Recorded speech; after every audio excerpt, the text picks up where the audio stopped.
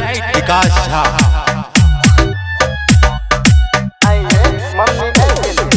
कट के करे जा दिखा देव हम, मम्मी से आंख मिला देव हम।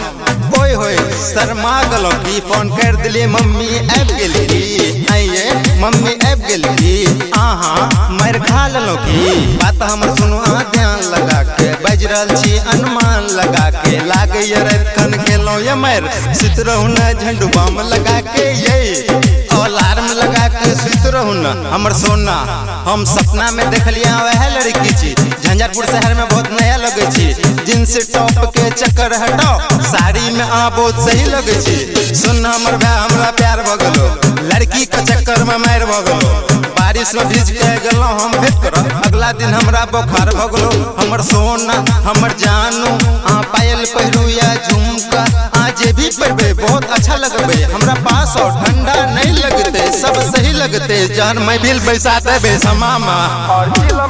DJ Sumit Satish Raima, DJ Sumit Satish Raima, DJ Sumit Satish Raima।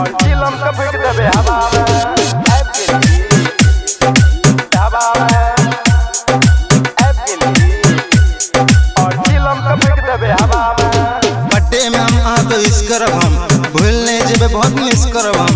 हमरा कोरोना का डर नहीं है कोरोना रहते तो किस करब हम। अहाँ रांची के रानी अहाँ माल बहुत किल्ला छी दिल्ली के मोमो या शिमला के सिल्ला छी। एना ने बाजू ये एना ने हारू किस्ता बताओ पटना के बारो कई छोरा से के गाना में दम नहीं छे। हमर बगली लैला से कम नहीं छे। हमर बगली के देख में तू घूर के और टकला पर मारबो हम घूर के। अहाँ का सोना हम कहब अहाँ के जानो हम कहब अहाँ के रानियो हम कहब अहाँ के जानो हम कहब। अहाँ से प्रेम करे छी सीना तान के कहब सोना हमर जान छी की बनारस के छी मीठा पान छी की।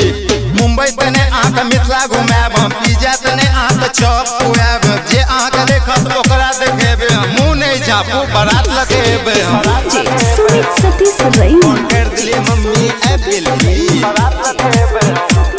फोन कर दिली मम्मी ऐप गेली।